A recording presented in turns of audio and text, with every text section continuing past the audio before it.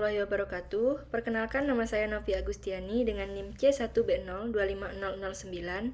Pada kesempatan kali ini saya akan mempresentasikan tentang penyelenggaraan kegiatan jenazah. Yang pertama yaitu pengertian. Penyelenggaraan jenazah dalam Islam merupakan kewajiban fardu kifayah, yaitu kewajiban yang cukup dilakukan oleh sebagian umat muslim. Kegiatan ini merupakan bentuk penghormatan terakhir kepada orang yang meninggal serta mencerminkan nilai tanggung jawab, empati, dan kepedulian sosial.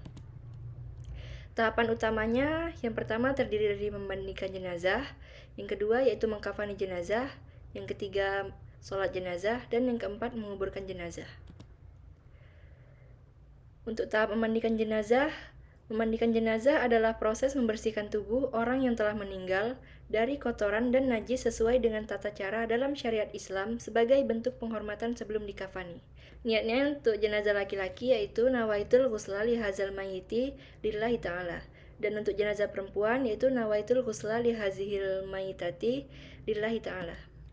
Tata cara memandikan jenazah yang pertama yaitu niat memandikan jenazah, meletakkan jenazah di tempat tinggi dan menutup aurat, membersihkan najis dan kotoran, mengurut perut secara perlahan, kecuali pada kondisi tertentu, mewudukan jenazah, membasuh seluruh tubuh dari atas ke bawah, dan mengeringkan dan memberi wewangian. Mengkafani jenazah adalah proses membungkus tubuh jenazah dengan kain kafan yang bersih dan sesuai syariat Islam sebagai bentuk penghormatan sebelum dimakamkan. Niatnya yaitu Bismillahi wa ala millati Rasulillahi nawaitu takfina hazal mayiti hazil mayitati fordo kifayati lillahi ta'ala. Ketentuan kain kafannya untuk jenazah laki-laki yaitu 3 lembar kain kafan, untuk jenazah perempuan 5 lembar kain kafan, termasuk penutup kepala dan dada, dan kain berwarna putih, bersih, dan tidak berlebihan. Tata cara mengkafani jenazah. Untuk jenazah laki-laki yang pertama gelar sehelai tikar. Letakkan 5 utas tali, yakni 3 panjang dan 2 pendek. Sebanyak 3 tali panjang digunakan untuk sikut, pinggang, dan lutut, sedangkan 2 tali pendek untuk mengikat ujung kepala atau pocong dan ujung kaki. Jumlah tali ini bukan wajib, artinya boleh disesuaikan. Gelar kain ke-1 di atas ke-5 utas tali tadi, sehingga nantinya setelah jenazah diletakkan di atasnya, kain tersebut terletak di bagian kanan jenazah. Gelar kain kedua selebar punggung jenazah dan ditumpangkan di atas tepi kain ke-1, sehingga ketika jenazah diletakkan di atasnya, kain tersebut terletak di bagian kiri badan jenazah. Hamparkan kain ketiga di atas kedua lembar kain yang sebelumnya dan letakkan pada bagian pinggang sampai kaki jenazah. Taruhlah hamparan kapas, serbuk kayu cendana, dan wewangian lain di atas susunan kain tersebut. Kemudian, angkat jenazah dan letakkan di atas kain kafan yang telah disiapkan tadi. Tutuplah dahi, hidung, 2 telapak tangan, lutut, jari-jari kaki jenazah dengan kapas, termasuk lubang dubur, lubang hidung, dan kedua telinga. Mulailah membungkus jenazah dengan diawali dari kain yang ketiga, yang paling atas atau sarungnya, lalu disusul kain kedua dan ke-1 secara berurutan. Ikat bagian siku, pinggang, lutut, kaki, dan atas kepalanya dengan tali yang telah disiapkan tadi. Sebaiknya tali pocong diikat ketika jenazah akan diberangkatkan ke pemakaman. Tata cara mengkafani jenazah untuk jenazah perempuan. Yang pertama, letakkan 5 utas tali, yakni 3 panjang dan 2 pendek. Sebanyak 3 tali panjang digunakan untuk sikut, pinggang, dan lutut, sedangkan 2 tali pendek untuk mengikat ujung kepala pocong dan ujung kaki. Gelar kain ke-1, kain pembungkus seluruh tubuh. Gelar kain kedua, pembungkus seluruh tubuh, di sebelah kain ke-1. Buatlah baju kurung, tidak berjahit dengan kain ketiga. Caranya dengan mengukur panjang badan jenazah dari punggung hingga kaki, lalu ambil kain kafan 2 kali lipatnya. Lipat kain tersebut hingga menjadi 2 lapisan. Buatlah lubang pas di tengah lipatan kain selebar kepala jenazah. Lalu, buka lipatan tersebut dan letakkan di atas kain ke-1 dan kedua sebelumnya. Gelar kain keempat untuk sarungnya dan letakkan di bagian pinggang sampai kaki jenazah. Buatlah celana dalam tak berjahit seperti popok bayi dan letakkan di atas kain keempat searah alat kelaminnya. Taruhlah sedikit kain yang cukup untuk membuat kerudung di atas kain ketiga atau baju kurung searah kepalanya. Taruhlah hamparan kapas, serbuk kayu cendana, dan wewangian lain di atas susunan kain tersebut. Kemudian angkat jenazah dan letakkan di atas kain kafan yang telah disiapkan tadi. Tutuplah dahi, hidung, dua telapak tangan, lutut, jari-jari kaki jenazah dengan kapas, termasuk lubang dubur, lubang hidung, dan kedua telinga. Mulailah membungkus jenazah dengan diawali dari mengenakan celana dalamnya, lalu membungkus dengan sarungnya, mengenakan kerudungnya, memasang baju kurungnya dengan memasukkan kepala jenazah pada lubang baju kurung dan menutupkan kembali baju kurung yang telah dibuka bagian depannya. Lalu, bungkus dengan kain kedua dan disusul kain kesatu. Yang terakhir, ikat bagian siku, pinggang, lutut, kaki, dan atas kepalanya dengan tali yang telah disiapkan tadi.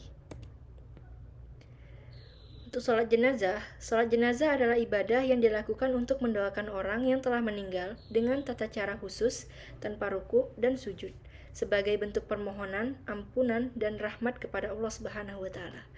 Niat untuk jenazah lelaki, usolli ala hazal mayiti arba'a takbiratin fardol kifayati lillahi ta'ala. Untuk jenazah perempuan, usolli ala hazihil mayitati arba'a takbiratin fardol kifayati lillahi ta'ala. Tata cara sholat jenazah. Posisi imam dan makmum. Untuk jenazah laki-laki, imam berdiri sejajar dengan kepala jenazah, sedangkan untuk perempuan, imam berdiri sejajar dengan bagian tengah jenazah. Makmum berbaris di belakang imam, membentuk saf seperti sholat berjamaah pada umumnya.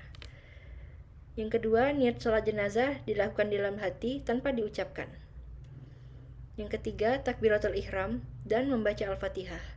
Setelah berniat, mulailah dengan takbiratul ihram, takbir pertama, sambil mengangkat kedua tangan, kemudian letakkan tangan kanan di atas tangan kiri, dan letakkan keduanya di dada.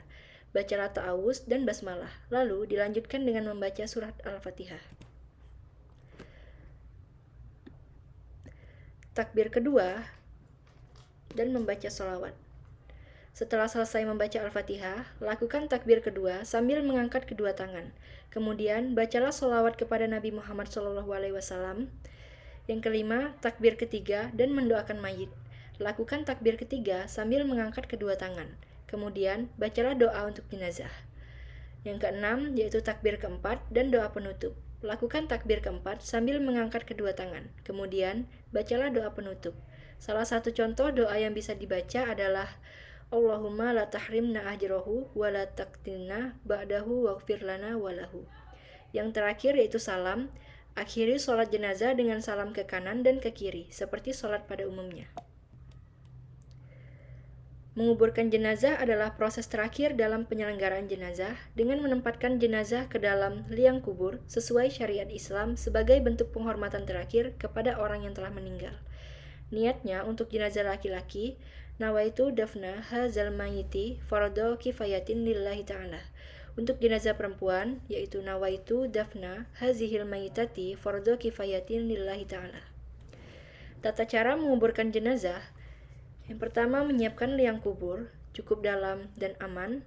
Memasukkan jenazah dengan mendahulukan kepala. Posisi miring ke kanan, jenazah diletakkan di sisi liang kubur yang menghadap kiblat, kemudian dipasang papan agar tidak langsung tertimbun tanah. Jenazah dimasukkan ke dalam liang kubur dengan mendahulukan bagian kepala dari arah kaki, kubur, atau dari arah selatan. Posisi jenazah dimiringkan ke kanan menghadap kiblat, dengan tubuh ditopang agar tidak terlentang. Kain kafan dibuka pada bagian wajah dan tali dilepas, kemudian pipi kanan diletakkan di atas tanah. Saat memasukkan jenazah ke dalam kubur, dianjurkan membaca doa. Untuk jenazah perempuan, dianjurkan membentangkan kain penutup saat dimasukkan ke liang kubur, sedangkan untuk laki-laki tidak dianjurkan. Jenazah perempuan sebaiknya ditangani oleh laki-laki yang dalam keadaan suci. Setelah jenazah berada di dalam kubur, disunahkan menaburkan tanah sebanyak 3 kali dari arah kepala. Setelah itu, liang kubur ditutup dengan tanah hingga sempurna. Setelah penguburan selesai, dianjurkan membaca doa. Menghadap kiblat, melepas ikatan kain kafan pada bagian tertentu, menutup liang kubur dengan tanah, dan menaburkan tanah 3 kali dan membaca doa. Kesimpulannya, penyelenggaraan jenazah merupakan kewajiban fardu kifayah yang harus dilakukan sesuai syariat Islam melalui tahapan memandikan, mengkafani, menyolatkan, dan menguburkan. Proses ini tidak hanya sebagai penghormatan terakhir, tetapi juga mengajarkan nilai kepedulian sosial dan mengingatkan manusia akan kematian. Baiklah, itu saja yang dapat saya sampaikan. Saya akhiri. Wassalamualaikum warahmatullahi wabarakatuh.